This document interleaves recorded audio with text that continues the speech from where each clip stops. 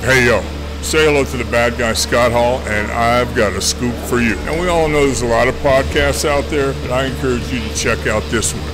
It's called Going In Raw. You heard it here first. Going In Raw. Hey, friendo, Steve here.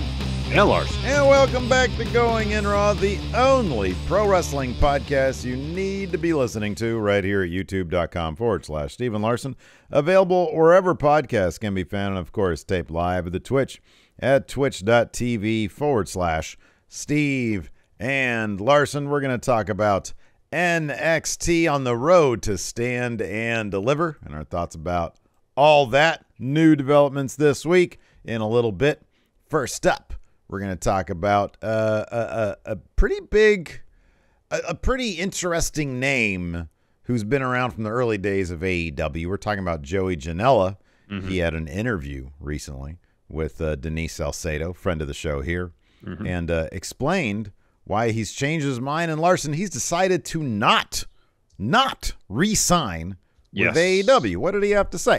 So to start, at least this portion of it, says Joey said, quote, "I said in a couple interviews with Sean Ross Sapp in September that All Out weekend, I said yes. Recently, in an interview with Barstool Sports, I said yes. My contract is up on May 1st, and but now I'm going to have to say no. I'm not interested in signing with AEW, re-signing with them. I was a little scared getting back into the independent wrestling world and making money. You take those things for granted. You're getting a paycheck every 2 weeks, a pretty good paycheck. In your head, you're like, shit. When this is over, this is going to disappear. But I was born a hustler in this business. I was scared to get back into that world, but now I am no longer scared. Back in the days before AEW, I was going out to wrestle for basically nothing. I was just doing it because I loved it. I would do 3 to 4 shows a week. I would rack up small paydays from the promoters plus my merchandise, and I'd be satisfied, and I'd be making a lot of money. But now my price has gone significantly up, so I didn't know if the promoters were going to welcome me back with open arms. But recently I've realized that the promoters know the situation. They realize that the situation is what the situation is going to be, and they've been hitting me up big time. They say, we want you to come back here. We want you to wrestle some of the newer guys we have. We want you to wrestle some of the older guys. We want Joey Janela back. And he goes on about the process. Apparently it's been going on backstage of in AEW when they are not going to renew your contract. It basically sounds like people stop talking to you.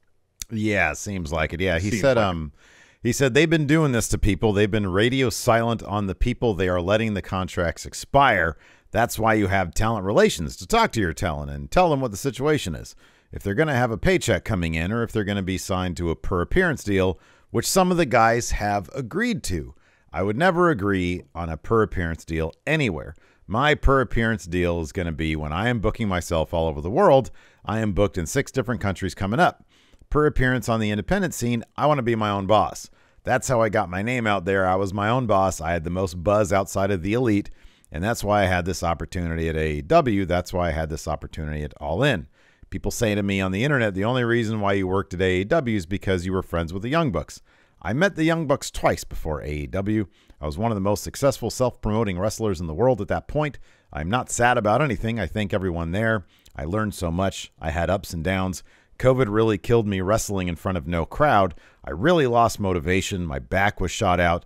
The doctors tell me my back is shaped like an S because of all the wild stuff I've done in my career. That's something that is scary to hear, and that's why you're not moving the way you should at 31 years old, because your spine is shaped like an S.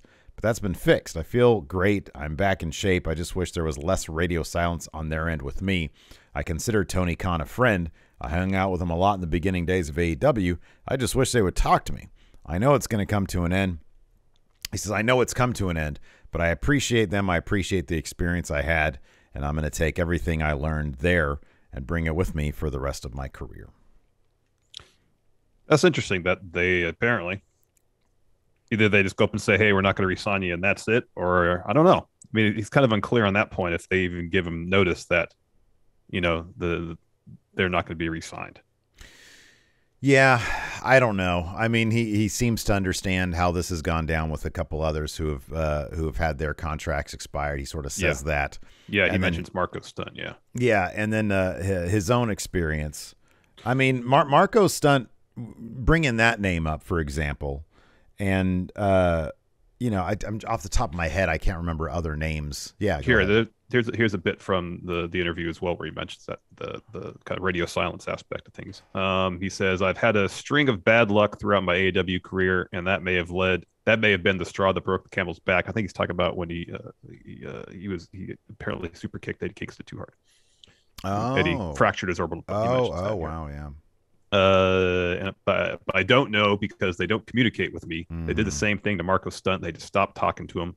But I appreciate them. But if you have talent relations, I know Christopher Daniels would love nothing more than tell me I'm no longer with the company. But it is what it is. I'm not sad. I'm not mad. I'm not mad at anyone. I had a wonderful experience. Let me get this bit right here about Eddie. So, yeah, he says he worked with Eddie in Charlotte.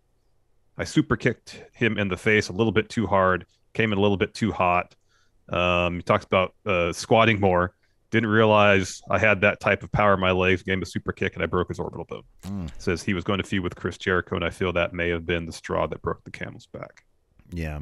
It's interesting because he was, back when AEW started, he was, outside of the Elite, he was one of the top names that everybody would talk about. And then you sort of hear things, look, dude, we're on the outside looking in, but you sort of hear things and you sort of observe things about, he obviously maintained a relationship with GCW, and there seemed to be an idea that he was kind of like a middleman between the two companies because people from GCW would come in through AEW sometimes, and then vice versa. Yeah, right. And I don't know how much of that is true or not. Who knows how much work he was doing in behind the scenes at Dark and Elevation, because you sort of hear that stuff too. I have no idea what's true or what's not true. I'm sure maybe he talked about a little bit here in the interview, but yeah, I don't know. He was one of the bigger names, and it was always kind of curious when in the first 2 years or so, how little he was actually used. Because at the beginning he was kind of used a bit, and then he just sort of became the dark and elevation guy. So he had a lights out match against Mox at the first Fyter Fest. Okay, I want to say, and then he had a lights out match against Kenny. Yeah. So two pretty high profile bouts. And then he wasn't on very much. He popped up every now and again. He had that tag team with Sonny Kiss. That the video packages they made for those were great. Yeah, those were really good. But they were on TV as a team pretty infrequently. They had a feud on Dark and Elevation. Yeah. And he didn't get a whole lot of TV time. It is sort of, because we've talked about this a little bit, and it's sort of within the context of Cody as well. When AEW started, it was a group of people. It was like the top names of the independent scene. And then as the years go by and they sign people, Matt Hardy, Brody Lee, they sign Malachi Black, Andrade. They sign a ton of names. And these are names that have had a household presence in the world of pro wrestling because of their time with WWE increasing their own personal brand, I guess, stature, whatever. And there ain't room for everybody. And it's like, that's kind of the Brian Cage effect as well. This dude has not been seen anywhere. And we hear that, he had his contract renewed for that last year option. Still haven't seen him anywhere. And he was like a big name who came in early on, but as big of a name as you are on the independent ranks, you ain't going to be bigger than a guy who's on cable TV every single week, regardless of how they're used. Yeah. So it's just interesting to see. And then the biggest one is Cody, literally one of the founders. Now we're all waiting for him to show up on WWE. But when it becomes a situation where, well, Cody wants to do his thing, but it's Khan's company. And if even an EVP can't get TV time in the way that he wants it, and he walks, and what chance is there for guys who might have been there from the beginning, but unfortunately, there's only so much room on TV for people. So it'll be interesting. The one thing about Janela is that dude is absolutely a hustler. Oh, yeah. And he, if in independent wrestling, it seems to be, man, you need to be a networker. You need to be a graphic designer, a video editor, or if you can't do those things, know people who are willing to do it for you. Yeah. Because if you're just out there putting on killer matches, man, A lot of people are putting on killer matches. Yep. So Joey Janela is one of those guys that I think a lot of people should look at and say, hey, man, look at what he does. How can I sort of follow that template when, looking at what he did on the independent circuit? So he parlayed his work in the independents to, a 3-year stint with AEW, and even just being with the company, I'm sure elevated his status, and based on what he said here, elevated his asking price. Mm-hmm. Yeah. Since he was on cable television. Mm-hmm. And if he can go out there and make just as much, if not more money for himself, mm-hmm. and be his own boss, more power to him. Yeah. Yeah, absolutely. It is a bummer to hear about the whole radio silence thing. It's not a way to treat people. Get your own Johnny Ace in there, but just with better people skills. Yeah. And no garbage bags. Yeah, no garbage bags, please. None of that. All right, let's take a quick break here to get a word in from our sponsor, Factor. Larson, much like the mighty grizzly bear, I tend to stay in quite a bit during the winter. But unfortunately for me, I don't get to hibernate. I'm just too busy doing stuff for Going In Raw, for Wrestle Juice, for Friendo Club TV. Plus, I got to watch all that wrestling every week. Doesn't give me a lot of time to sleep 24 hours a day like bears or do a lot of cooking in the kitchen. But I have found a way to eat well without having to worry about meal planning or prep now that I've got Factor. Factor makes it easy to eat clean 24/7 with fresh, never frozen, pre-prepared meals that are so delicious you wouldn't believe they're actually good for you, and they're ready to eat in 2 minutes. Factor's chef-crafted recipes are delivered directly to your door. So that means no going out to do grocery shopping, no meal prep, no cleanup, and no washing dishes. Steve, I'm sure I've told you before, probably several times. I can't stand washing dishes. Man, can't stand it. Yeah, you've told me that's on your top 3. Factor's got a team of registered dietitians and expert chefs who work together to create delicious meals with nutritious ingredients. Plus, Factor's got variety. With more than 29 meal options each week, you'll never get bored. Factor offers vegan and veggie meals, cold-pressed juices, smoothies, energy bites, low-calorie options, keto meals, and a lot more to keep you fueled and focused all day long.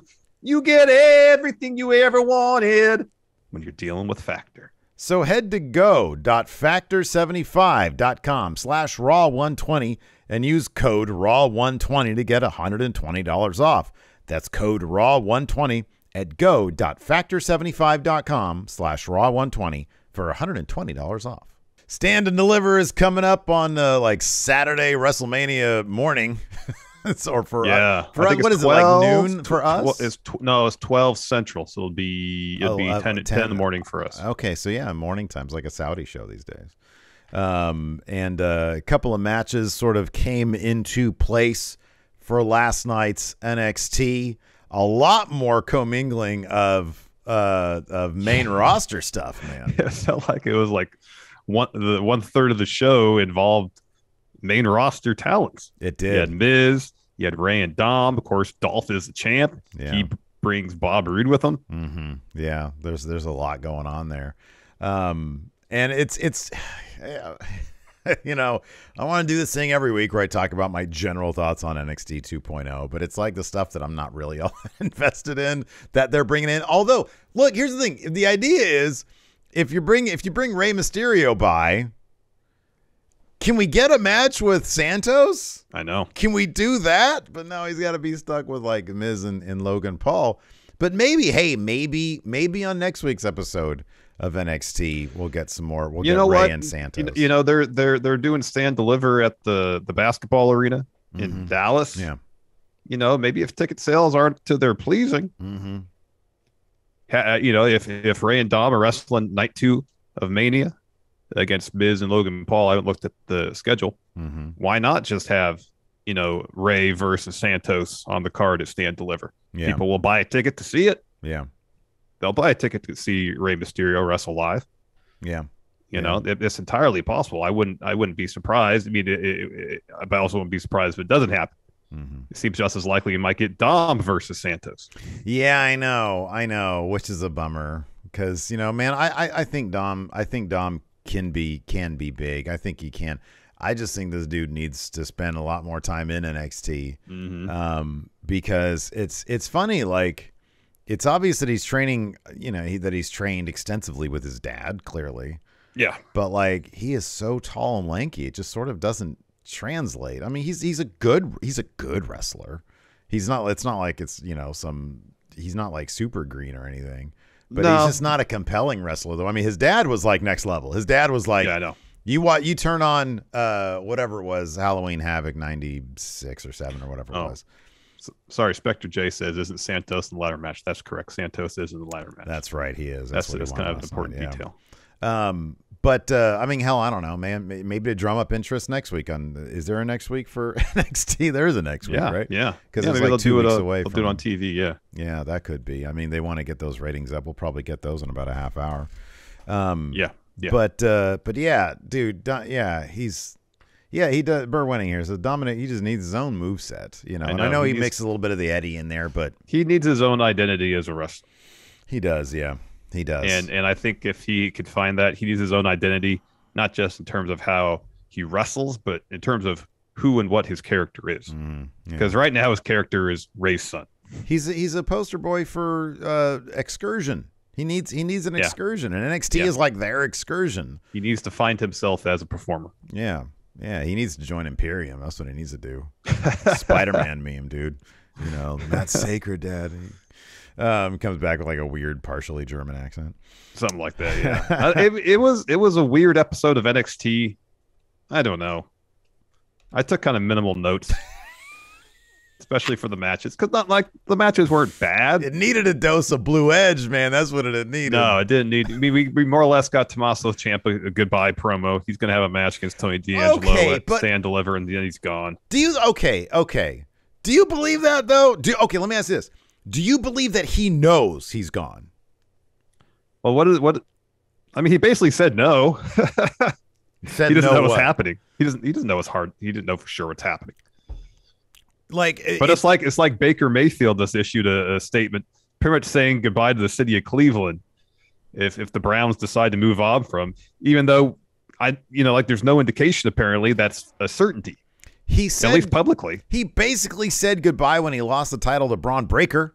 Yeah. And then they brought him right back. They had him dye his beard.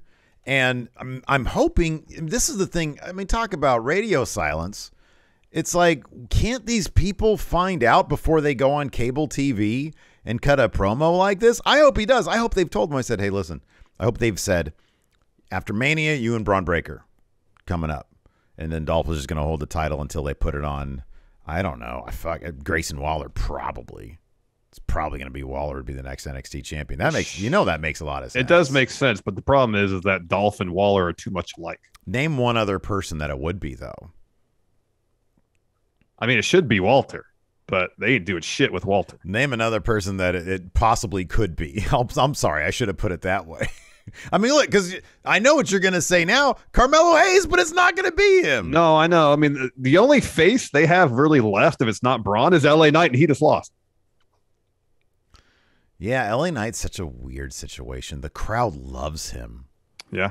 The crowd loves him, but I feel like if he goes to main roster, it's going to be like, what? Who is this guy?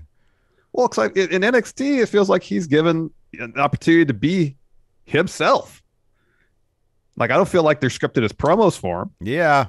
Yeah. I think he'd do great. I think he'd do great on the mic and on main roster.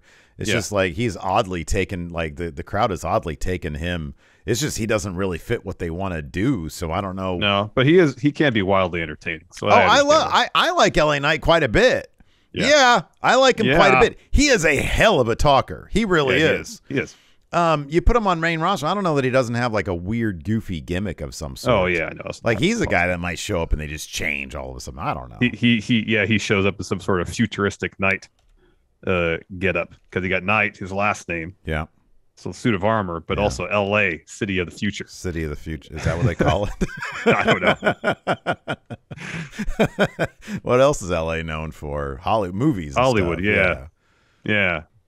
Film director? I don't know. Stuntman? No. I mean, I don't know. Yeah, I don't know either, man. NXT, it's so weird to talk about NXT. I'm still so baffled by it all. It's been so much of it is just. It's been 6 months, and I'm still confused by NXT. Throwing crap at the wall, man. Yeah. It is. I mean, look, everybody seems to be having fun there, and that kind of matters. But yeah, it is all really weird. We had the debut of a kid from NXT UK. He beat Kushida. What are they doing with Kushida, man? Oh, that's gone. That's done. He's there to put people over with really good matches. That's it. You know. He's like 38 years old, man. It's kind of your role when you're 38 years old. It's kind of what you do. LA Knight's older than Kushida is. And he's in a more prominent spot. Again, NXT confuses me. Tommaso Ciampa's what, 35? Don't harass me, man. I don't know. Well, if you're going to make a point, I want some evidence to back it up. Oh, the evidence is NXT. Like you said, they just throw a bunch of shit at the walls. But I think they firmly understand that Kushida's 38, so they're just going to have him job to people. In really good matches, though. In really good matches. I hope he's getting paid a ton of money. He's Mr. Level Up. Yeah. You want to see Kushida? Well, he didn't even win there, I don't think. Does Level he win Up? on No, Level Up? Didn't he just lose to somebody on Level Up? I think so. Sounds right. Oh, Mayor Planet Houston has a great idea. Give LA Knight a Daft Punk helmet. Brilliant. That'd be awesome. That'd be great.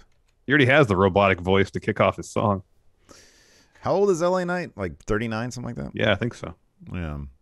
I could see Vince, like, it'd be weird. You know how they had Ciampa, like, dye his beard? Yeah. And then it looked like he might have had, like, a veneers for a week or something? They're going to give, like, LA Knight, like, a wig or something. I don't think you can have temporary veneers, though. I don't even know how those work. How do those work? Fake teeth?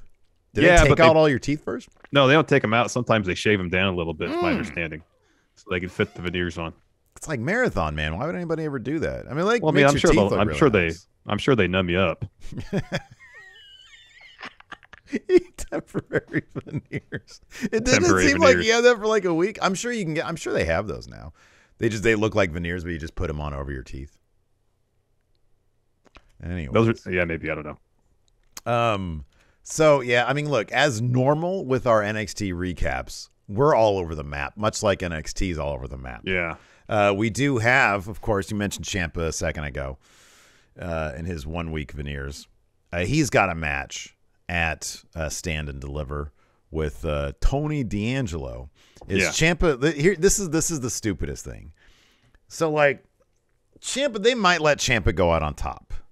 Like generally speaking, if the dude's leaving, you give the rub to the other guy. Yeah, totally. Wouldn't it suck if they're like, "Hey, Ciampa, we're pretty sure you're going to be out of here." He gives the rub to Tony D'Angelo, and he's stuck. I know. And then he stays there. It's like you just lost to the gimmick guy. Yeah. The guy who was talking about being in a restaurant. What did you think of this Saray stuff? So while she's Clark Kent, she's a shitty wrestler.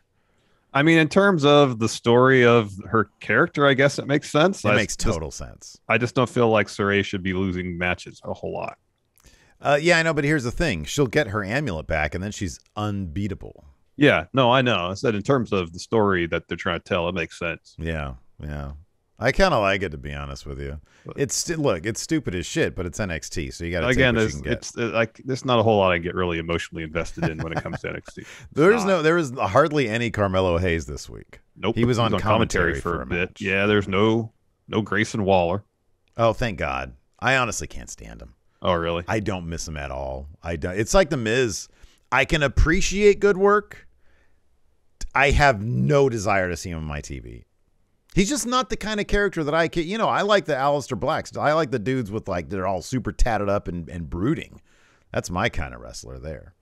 But this Grayson Waller stuff, it's like everything. It's like literally every trope about pro wrestling I can't stand. Oh, wow. Yeah. When he did that thing, I know it was impressive, and it was impressive when he came off like the top turnbuckle through the table last week and he did the like double under the legs basketball thing. I fucking hate that. Really? I can't stand it. It's the stupidest, ugliest, most obnoxious thing. That's interesting. I can't stand it. No, he's kind of like, you know how AEW is like, hey, what is Steve like? We're going to turn AEW into what Steve likes. Oh, NXT is everything that you don't really care No, just Grayson Waller. Grayson Waller's like, hey, let's think of everything Steve doesn't like in a wrestler, and let's do that. But with like fairly competent wrestling skills. He's a decent wrestler. Yeah, I like that stunner. The stunner is cool. It's great. Yeah, it's not terribly practical, but it looks cool. I'm not like a huge Waller fan, but he is one of the guys that from his debut on the first episode ever till he started getting his kind of push, you saw a lot of growth. And I was like, okay, I appreciate that. Like Carmelo Hayes showed up and he was pretty much, ready for the main event right away. Yeah, but here's the thing about Carmelo Hayes is like very on the down low, he's shown a lot of growth. Because, remember, obviously, we both know in 1.0, he was very much like indie wrestler guy, right? He was just, hey, here's a guy. He's a good wrestler, which was, as you said, and I think correctly, one of the main problems of NXT 1.0. And then when Trick was introduced with him, and every week, like Trick's already a really good promo, but every week, Carmelo's getting more and more comfortable on the mic, and you see a lot more character development there. But I don't disagree with you on Grayson Waller. I think that there's like, I can objectively say, hey, look, I think this guy is going to be main roster ready sooner than later. He's going to be good for TV. That being said, you don't want to see him on main roster NXT full stop. Correct. Yeah, heat. And it's not heat. It's just I'm just going to walk away when I see it. He'll probably get a completely new character and goes to the main roster anyways. Oh, I don't think. I think the bridge is established. I think there's a couple people that might get new characters, but I think at this point, I think he's one of the guys that they're like, getting ready for main roster, sort of as he's in NXT. I could see because what are they going to do with him? He's already got every main roster trope there is. Yeah, like, virtually. He's not really. I don't know what they can do with him, but maybe you're right. I don't know. Show kicked off with two NXT cornerstones. We had Miz and Dolph Ziggler. Well put. So it was Miz TV. Dolph and Bob Roode come out. Dolph says being NXT champ just feels right. He welcomes Miz to his must-see show, NXT, and that's when he says, "We are NXT." Miz says Braun Breaker is not going to be here and break things. And he throws to a video of Braun arriving at the Performance Center earlier in the day. He's running everywhere looking for Dolph. Eventually, he's more or less escorted out, and he speeds off in his car. So the Rude pipes in, says Braun's a sore loser. What can he complain about? Braun asked for triple threat. He got it. There's no rules in a triple threat match, and I, Bob Roode, followed the rules. Hey, pause really quick. Yeah. Does that challenger just belong to the Performance Center? It seems like it. And they give it to Top Face or whoever like big. Well, Karrion Kross had it. He was heel. Okay, top badass. Top badass. Yeah, because Damian Priest had it before that. Yeah, right. Sort of like their major badass in the moment. Yeah, we need a badass. That's badass nothing card. says that more than 2018 Challenger. I know. So then Dolph says Braun was smart to leave. He says, I'm your NXT champion. I'm a fighting champion. I love wrestling. I don't do this for the pats on the back or for the money. And he and Miz start bragging about all the money they have. And then he's interrupted by LA Knight. Yeah. So he comes to the ring and says the last time he ran to Dolph on Raw, he told him, hey, any given Tuesday, come. Show up on NXT and look at you. You're NXT champion now. But if Braun can't be here to challenge for the title, I don't think I want to wait anymore. It's going to be LA Knight versus Dolph tonight. And Dolph says, yeah, I'm a fighting champion, but I only fight superstars. Maybe next time, kid. Thanks for coming. And Miz is like, oh, Dolph does have a point. LA Knight, you're going to be a major player someday. You're just not there yet. So I'll wait till your early 50s for that one, LA Knight. Yeah, I guess so. LA Knight takes his jacket off. Says, yeah, you're right. I'm not a superstar. I'm a megastar. Whoa.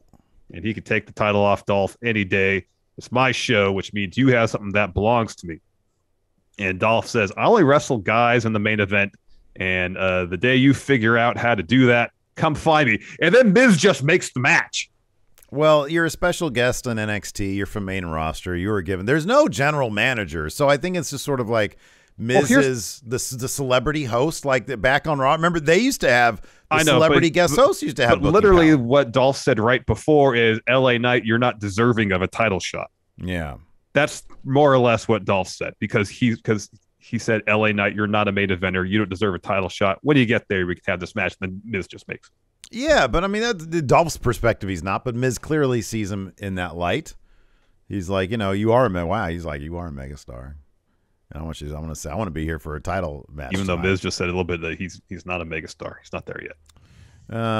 He's future proofing. He says he's gonna be a major player. He wants to be ahead of the curve. He wants to be on the ground floor for WrestleCoin or whatever crypto you may be into. There's a lot of plot holes in this particular episode. Oh no, it makes absolute sense. Then we got a Cora Jade interview. She says Toxic Attraction is going to have hell to pay for injuring Raquel. Raquel's out 4 to 6 weeks.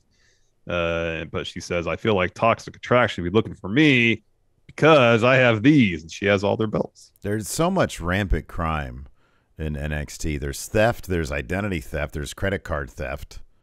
My goodness, every week it's another crime. After that, we had Cameron Grimes versus Santos Escobar. This is a fun enough match. There was that spot where Cameron Grimes comes off does that flipping senton thing off the apron onto Santos. He launches over his dudes, but in the end, tries to go to the moon via cave-in, but Santos catches him with a Phantom Driver for the win. He's going to be moving on to a ladder match. Cameron Grimes later on has an interview where he's like, "Man, I suck." Yeah. Then we got an Io Shirai, Kaylee Ray promo. They pretty much say they got into this Dusty Classic tournament to destroy Toxic Attraction. Wendy Chu, Dakota Kai are going to be tough to beat, but this tournament is theirs to win. Mm-hmm. And then we go backstage, and there's Wendy and Dakota Kai is confident they'll be able to win next week. Yeah, she didn't think they could do it. Wendy says we can, and Dakota Kai says, "Oh yeah, I remember I did it last year." Toxic Attraction walks in, asks if they've seen Cora Jade. They're going to find her, take her out, just like they did with Raquel. And Dakota Kai says, "Hey, you didn't have to injure Raquel last week. We didn't need your help to win." And JC Jane just says, "A thank you would have been fine." And Wendy says, "Don't talk to my partner that way. We didn't need your help." Yeah. And then Mandy says, "Well, you got to win next week." They're going to go find Cora Jade. Yeah, they got to find their shit. After that, we had Kushida versus A-Kid. A lot of fun wrestling in this match. Mm-hmm. A-Kid wins with a springboard flipping DDT. Yeah, that was cool. I remember him doing that in UK. Oh, man, he's great. He's awesome. He is great. He is great. I wonder when is he going to debut Matador gimmick? Matador. I don't know. After that, we had a Santos Escobar interview. He talks about how he's the greatest luchador of all time, the greatest luchador this company has ever seen. He says, "It's my time, and it's stand and deliver. I'm going to be the new North American champion, campeon." And then he's interrupted by Ray and Gunther. And Santos is like, "Whoa!" He starts fanboying. He's like, "Oh, whoa! It's Rey Mysterio. Hola, ¿qué tal?" And then Wild and Raul, they're marking out too. And then Dom says, "What are you talking about?" Sorry, Gunther says, "What are you talking about as the greatest luchador of all time?" He's like, "He's standing right here," pointing to his dad. And then Lecter Lopez says that he's like, Santos is going to break all his records. And then Ray says, "Dom, he's the man who's going to take Lucha to the next generation." And it's crazy that he did that with a straight face. And Dom says, "I didn't come to NXT to talk." And he says he challenges either Raul or Wild to a match. And Raul steps up and says, "I'm your Huckleberry essay." And then Santos says, "You've made the huge mistake." Yeah. And then we had Tiffany Stratton versus Saray. So Tiffany Stratton attacks Saray, rips off her necklace before she goes through the curtain and can transform. Mm-hmm. Mm-hmm. And commentary is very clear to make that point. Yeah. And then, so during the match, which was very short, Saray has an opportunity to hit her drop kick against the ropes. Stratton avoids that, so Saray tumbles to the floor. She gets back in the ring. Stratton hits her with like a handspring elbow and a corkscrew Vader bomb to get the win. Yeah. Like I said, I like it's like it makes Saray get a bit creative with like, how do I be a shittier wrestler? How do I portray shittier wrestler? That's kind of a cool concept. It's wrestling. It's got elements of comic book shit in it, or anime, manga, whatever you want to call it. So, it is what it is. I don't find myself turned off by that. I'm not like, "Oh, this is shitty, I'm going to turn the channel." It's kind of cool. I like it. It's cheesy, but I like it. Then we got LA Knight. He's in the locker room. Walter steps up to him. And he pretty much says, hey, LA Knight, you talk too much. Yeah, I don't respect that. I don't respect that. LA Knight says, yeah, the only thing Walter needs to respect is allowing him to be the next NXT champion. And if you're asking to be my first challenger, I don't have a problem with that. Well, Gunther says, I don't see you as Hold champion. on, who? Gunther! Walter. I respect the ring general. Gunther says he doesn't see LA Knight as champion. The only thing I see is an embarrassment to this great sport. And Knight says, yeah, Gunther, you've got no charisma. Oh, I know you're looking around for it. You got to find it. This is sports entertainment. You've got the first half. I'm both. Yeah. Then JC Jane's backstage. She discovers her tag title suspended inside some like storage area. She goes, gets it. Cora Jade springs a trap, locks her inside. And then we got man. She was in that cage. She was in a cage of emotion there. Yeah. And then we got Tommaso Ciampa's maybe goodbye promo. It was all about gratitude and saying thanks. Mm-hmm. Yeah. Kind of goes. This is fucking long. Don't read this whole thing. I'm not going to. Pretty much, it's like I don't know what's next. I don't know the perfect ending for this chapter is of my life. Mm-hmm. He details basically his entire career, Mm-hmm. and he just comes around to saying, I don't know if I have another opportunity to say thank you, so I'm gonna say it now. Yeah. And then Tony D'Angelo shows up. He gets there with a crowbar, and he tosses it to the mat. He grabs a mic and says, "Hey, yo, I could have hit you with the crowbar behind you." He says, "But I respect you enough to face you man to man." He says, "I've been thinking for a couple weeks. Who do I have to beat to put myself in the record books? Who do I have to beat to be the man? And now I'm standing in front of that guy." He says, "You've been the face of NXT for a while now, and it would be an honor if he would throw hands with him at Stand and Deliver." Tony extends his hand, and Ciampa's like, "Okay, cool, I'll shake it." And then Tony knees him in the balls, and he tells him at Stand and Deliver, "I'm going to become the new Dawn of NXT." D-O-N, not D-A-W-N. Then we get Persia Pirotta versus Indy Hartwell. I like that they came out to their like joint entrance song, Tron, all that. And so Indy comes out first, and she's announced first, and then the ring announcer says, and her opponent, Persia Pirotta. Yeah, that was actually kind of funny. This was pretty cool stuff. I like this stuff. It's so silly and dumb, but anyways, so yeah, they have their match. Duke comes to ringside. He sort of distracts Indy. Persia gets her up for her finish, but then Dexter emerges from under the ring. That distracts Persia, and Indy's able to roll her up for the win. And then after the match, Indy leaps into Loomis's arms because the dudes both get in the ring, and then and Indy leaps into Loomis's arms. Duke gets in there. Indy and Loomis, they all start kissing, and then the other couple start kissing, and then Indy rips Loomis's shirt and then shoves him to the ground, and they start effing, and then Duke and Persia start effing. It was like really explicit. I didn't realize this was a TVMA show, but there was like, there was a lot of full penetration here on display, Larson. It was nuts. I can't believe you guys aren't watching NXT. They got away with quite a bit for basic cable. Yeah. I was like, is this silk stockings? What's going on here? Yeah. Goodness gracious. So after that, Gigi Dolan, she's walking through the parking lot, and she sees her tag title on a dumpster. So Cora had opened up the lid of the dumpster and like propped it up and rested Gigi's tag title, kind of like on the edge of that. So Gigi has to get into the dumpster to get her belt, and then a forklift comes in and pushes those doors shut and lowers the forklift to trap Gigi inside. And then Cora gets on the dumpster and just talks a bunch of trash. So I heard you were looking for me. Well, here I am. Yeah, it's a very MacGyver type situation here for Cora Jade, or MacGruber, I guess. After that, we had Raul Mendoza versus Dominic Mysterio. So a couple of friendos here noted earlier the term essay, it means pal or comrade. Hey, essay, what's going on?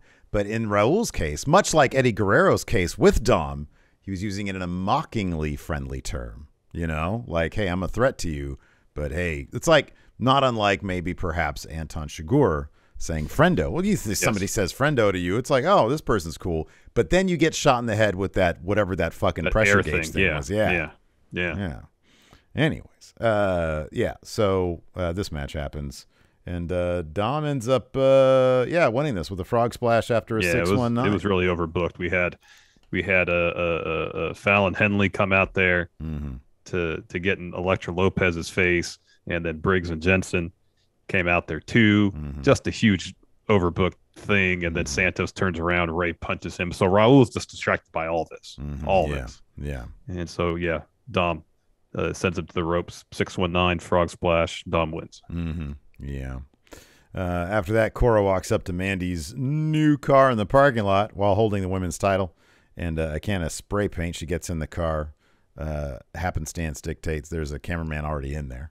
Yeah. Mandy emerges from the back seat. They brawl in the parking lot. Mandy hits Cora with a knee. Says, "I'm going to fight you for the title." And then she spray paints her on the back. And then Gigi and JC walk up. Yeah. With their belts. Yeah, with the titles. Then the Creed brothers storm the ring. And they say, last week we were blindsided before we could win the tag titles until we figure out who did it. Bodies are going to fly. And if it was you, come to this ring right now. So MSK comes out wearing NWO shirts. Hey, Wesley yo. says, "Hey, yo."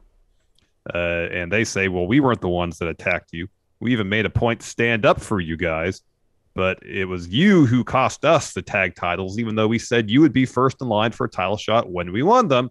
But instead of that happening, you crashed the party. So Bivens says, no, you cut in line. The Creeds beat you to win the Dusty Classic. So there's going to be no more line cutting until the Creeds get their shot. And Imperium, they show up on the perch. And they're like, this is hilarious that you're arguing about something that you'll never have. Bivens tells them to come down and give the Creeds their shot. MSK say they deserve an opportunity. I don't know why. Just as much as the Creeds. Again, I don't know why. Yeah, it doesn't make any sense. And tells Imperium to that at least they're facing the Creeds face to face. And Imperium says, yeah, we'll put the tag titles up in triple threat match to stand deliver. After that, we had a Cameron Grimes interview. He says, man, I thought I was going to the moon, but I'm just a piece of shit.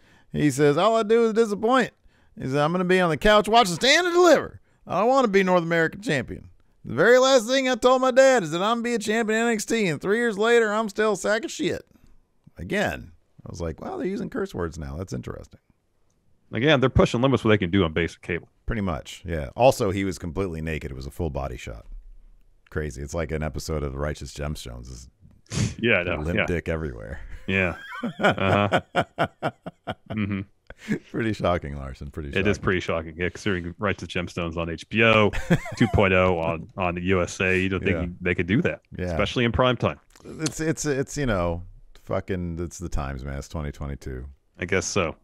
So we got Grizzled Young Veterans, and we got Idris Enofe and Malik Blade. They're arguing backstage, and Bivens is standing between them.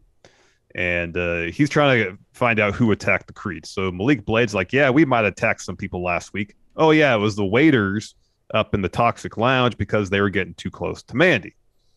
And then Zach Gibson says, hey, we're stand-up guys. The Creeds barge in like, oh, we remember our attackers having accents. It must be you. You must have been it. And Grizzled Young Veterans, they're pleading their innocence, and Bivens ends up challenging Grizzled Young Veterans to a match against the Creeds next week. Yeah. Like, are they so ignorant that they just don't understand? Like, there's a variety of accents. So, like, there is some, like, I mean, you can go to the UK, and you can, like, within a 30-mile radius, there's like 5 different dialects there. So you can't just say, oh, they had an accent. Well, what kind of accent was it? Anyways, also in that segment, everybody naked, full body shots. And then we had our main event, Naked LA Knight versus Naked Dolph Ziggler.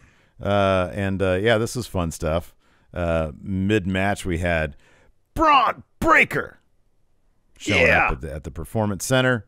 That is the thing. So, Rude kept on interfering with this match. He, like, put Dolph's leg up on the rope at one point.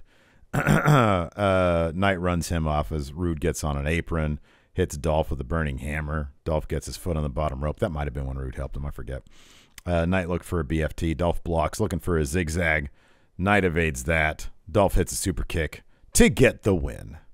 Yeah. And then Braun Breaker hits the ring. Yeah. Tells Dolph, I want the title rematch to stand and deliver with my freaks. He said, I can't wait for my title rematch. I want to stand deliver. I'm like, dude, that's 3 weeks away. That's right. I know. I thought he was going to challenge him in the moment. I know. I want my title shot now. Yeah. We're about to go off the air. We'll do an overrun. Do a second overrun. Sorry, Braun. That's the very definition of waiting. Yeah. It's not having it immediately.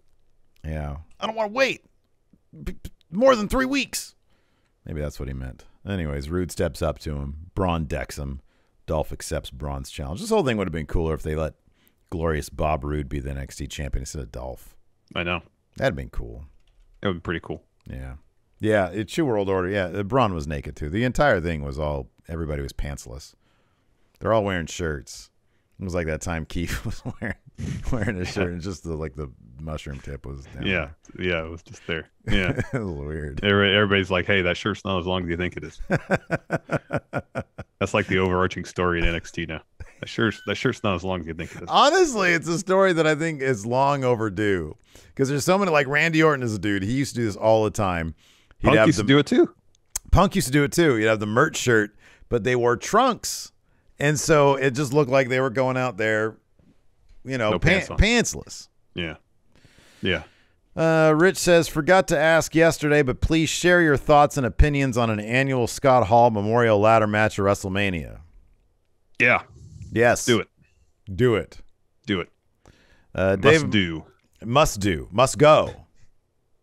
David Matushek, considering that Ray and Dom made an appearance in NXT, you think that NXT may be leaning on main roster too much?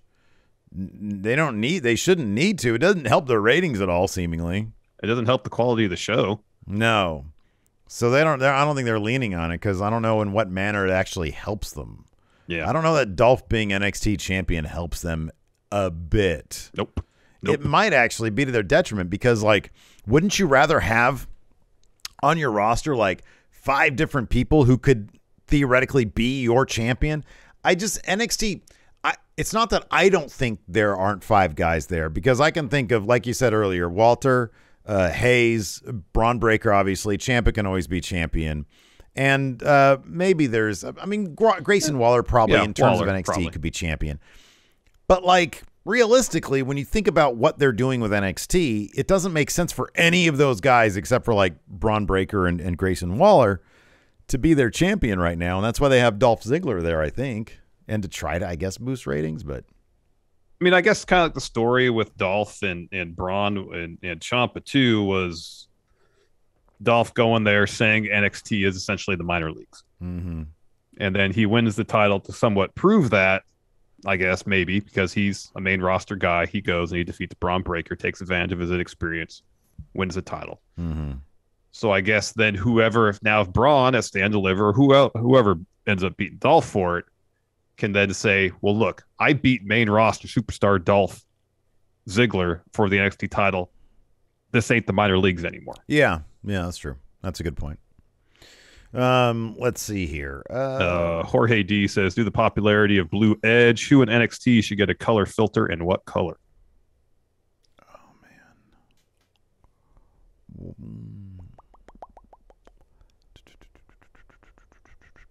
Oh, man. If Grayson Waller wore blacklight material, and then I know blacklight's close to blue, but it's not exactly. And then you shine the whatever that light is that really brings out the blacklight. Yeah, like the infrared, whatever it is. Ultraviolet. Ultraviolet. There you go. Yeah, or infrared. So it kind of glows a little bit. Can you see infrared? No, I don't think you can. If it's like Predator vision. Remember when he started laughing like a human at the end of Predator? Sort of takes it out of the movie there. Maybe I'd get more into Grayson Waller. But honestly, I think all Edge has to do is wear blacklight material, like the stuff that does that. Yeah. Or is it just he needs to get with some of the glowing material they have in the video games. Yeah. When are they going to do that? When are they going to make LED fabric? That'd be cool. That would be pretty neat. Pretty sure the kids at MIT have already done that. Probably. Dark Dank Lucha here says, okay, I got some final Republic of Lucha questions, and I'll stop spamming. Does Phoenix return tonight? I don't think Phoenix is close to returning. He was supposed to wrestle the AAA shows last week, and it didn't. I think he's probably, if he was supposed to. I think he might be close, but not yet. Yeah. Because, like, that injury wasn't, like, remember, it was, like, there was no, like, damage or anything. It was just rehab this shit. Dark Tank Lucha asked, is the Republic of Lucha card part of the Championship Ultra March Madness predictions? No. And will you all be checking it out this Saturday? Is it going to be airing somewhere? Did we confirm that? Is it going to be somewhere? All right. It says also, give me Ray versus Santos Escobar, Lucha Underground. Run that back. Yes. Yeah, man. There you go. Good King stuff. Cuerno versus Rey Mysterio. Awesome. Do it.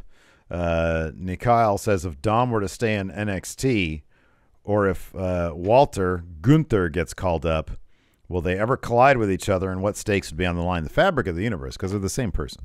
Yeah, no. Yeah. I know. Let's see. Oh, here we go. Alex Foster says, you guys have been invited to a New Japan show, but Jay White asks you in a promo. So we're there, and he says, oh, Stephen Lawson, are you with Bullet Club or Gorillas of Destiny?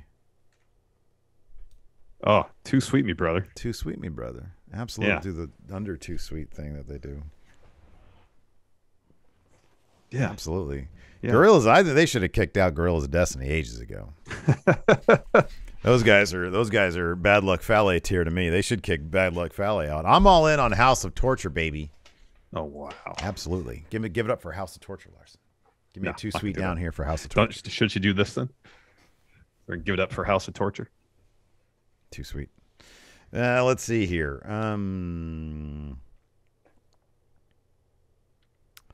Xavier Gray, I love these questions because I feel like sometimes they're just out of pure frustration.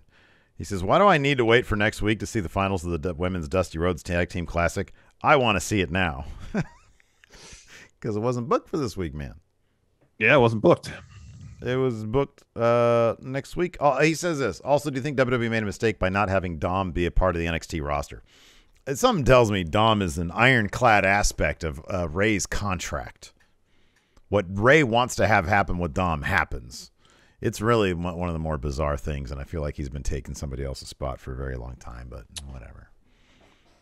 Mayor of Planet Houston with Joey Janela not re-signing with AEW. How do you feel about the fact that AEW was made for guys like him at first, and then AEW became the cool place to be, and now guys like him who started with the company now no longer have a place to be as AEW becomes NXT 1.0 if they've been able to sign Kenny and the Young Bucks and gotten larger venues? I sort of don't necessarily agree that AEW is like NXT 1.0 if they had the Elite and gotten bigger venues. I think there's they make use of legends and stuff like that. I get, it just sort of is what it is. You know, it seems like it's sort of the natural result of a company that is successful and has money and wants to expand.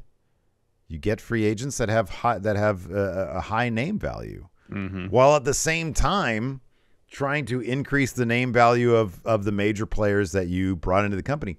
Joey Janela's sort of, I know he had those high profile matches we were talking about, but it's not like he was used the same way as like Hangman or Kenny from the get-go. No. Like or even like beginning. Darby or Sammy Guevara. Any of the pillars. You're Or absolutely MJF, right. Any of the pillars. Yep. He was never used the same way as those guys. So I don't know. I don't know. I mean, I would be shocked if they stopped communicating with any of the pillars, you know? Yeah. Yeah. So kind of is what it is. Anyways, that's going to do it for us today. Thanks, everybody, for hanging out. We're going to be back tonight for our AEW recap right after AEW St. Patrick Day Slam. That should be a hell of a show. We might get a new women's champion tonight. Yeah, we might get pretty certain we will. TNT champion tonight, too. I'm pretty sure we won't get that. No, I don't think we will, but Yeah. new women's champion, highly likely, yes. Probably.